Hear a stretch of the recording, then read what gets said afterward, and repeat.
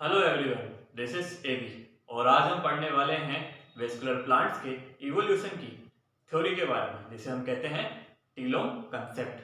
तो चलिए शुरू करते हैं आज का हमारा लेक्चर टीलोम कंसेप्ट। देखिए टीलोम कंसेप्ट, यह है हमारा telome concept. Telome concept was proposed by Zimmermann. He postulated that all the vascular plants evolved from a simple leafless and dichotomously branched type plant like Rhynia. The simplest and terminal part of a dichotomously branched stem were designated as telome.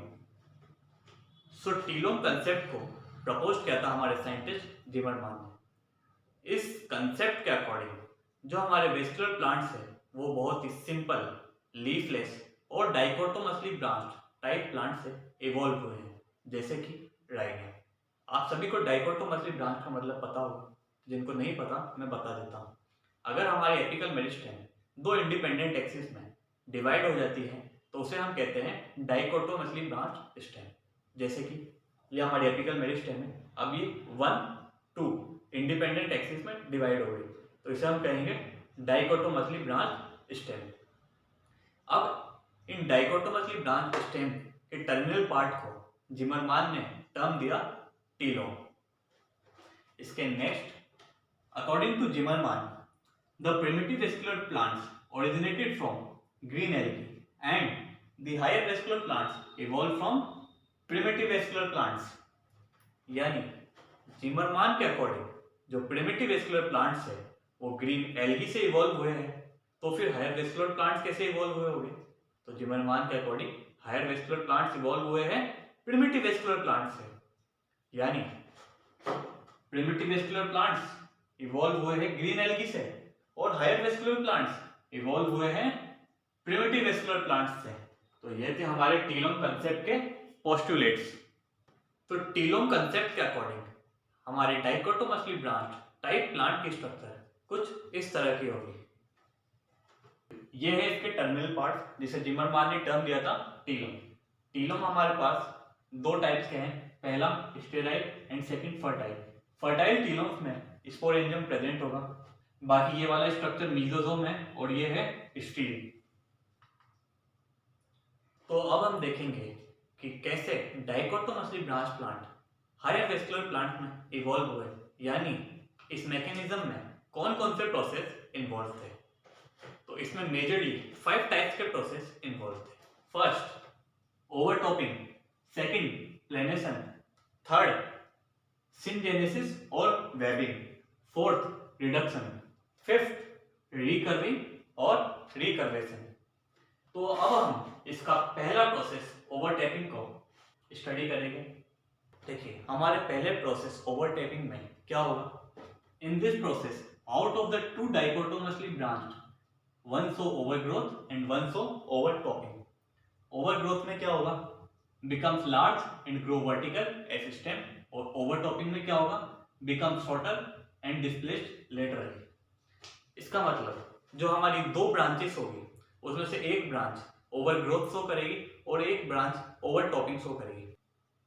Overgrowth process में plant vertically grow करेगी और बड़ी हो जाएगी, and on the other hand overtopping process में branch छोटी हो जाएगी और लेटरली डिस्प्लेस हो जाएगी। फॉर एग्जांपल ये है हमारी डाइकोटोमसली ब्रांच प्लांट। अब इसकी एक ब्रांच वर्टिकल ग्रो करेगी और बड़ी हो जाएगी और दूसरी ब्रांच छोटी हो जाएगी और लेटरली डिस्प्लेस हो जाएगी। तो ये था हमारा ओवरग्रोथ एंड ओवरटॉपिंग। ओवरग्रोथ एंड ओवरटॉपिंग की वजह से डाइकोटोमस ब्रांचिंग, जो कि एक प्रिमिटिव ब्रांचिंग है, मोनोपोडियल ब्रांचिंग यानी एडवांस ब्रांचिंग में चेंज हो जाएगी। देखिए इस फिगर में ओवरग्रोथ एंड ओवरटॉपिंग को रिप्रेजेंट कर रखा है। ये दो ब्रांचेस हैं, एक ब्रांच वर्टिकली ग्रो हो गई और बड़ी हो गई और दूसरी ब्रांच लेटरली डिस्प्लेस हो गई और छोटी हो गई। इसके नेक्स्ट है अब हमारा प्रोसेस प्लेनेशन। प्लेनेशन में क्या होता है? The equal dichotomous were originally in one plane. During the process of planation, the dichotomous became arranged in a single plane. तो नॉर्मली क्या होता है कि जो हमारे डाइकोटोमस है वो एक से ज़्यादा प्लेन में अरेंज होते हैं, लेकिन प्लेनेशन की वजह से जितने भी डाइकोटोमस है वो एक सिंगल प्लेन में आ जाते हैं। जैसे कि ये देखिए, ये दोनों डाइकोटोमस अलग अलग प्लेन में अरेंज थे, लेकिन प्लेनेशन की प्रोसेस के बाद ये सिंगल प्लेन में अरेंज हो गए। तो ये था हमारा प्लेनेशन प्रोसेस। इसके नेक्स्ट है हमारा सिनजेनेसिस और waving.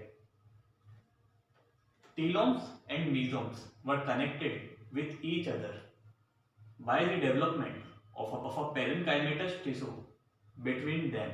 This is also called parenchymatous webbing. तो सिनजेनेसिस और वेबिंग में क्या होता है? टीलोम्स और मीजोम्स आपस में कनेक्ट हो जाते हैं थ्रू अ पेरेन्काइमेटस टिश्यू। इस प्रोसेस को पेरेन्काइमेटस वेबिंग भी कहते हैं। देखिए, ये है हमारे डाइकोटोमस।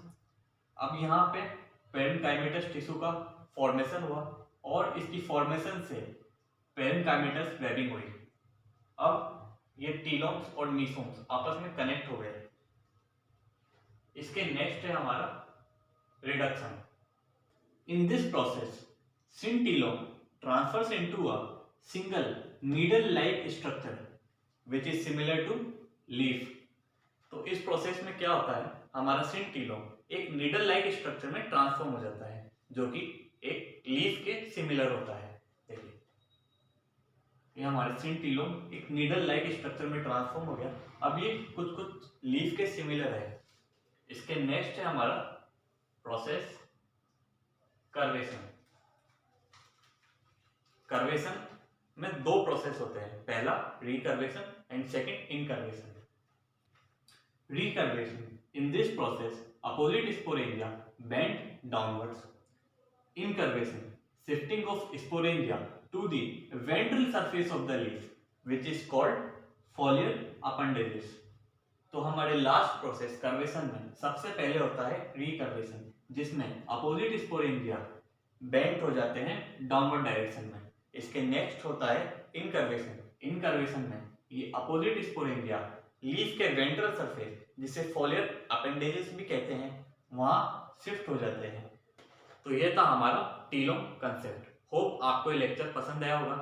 आप इस पीपीटी को हमारे टेलीग्राम चैनल एव्यू एड्यूस्फेयर पे जाके एक्सेस कर सकते हैं। इसका लिंक डिस्क्रिप्शन में अवेलेबल है। So thank you so much.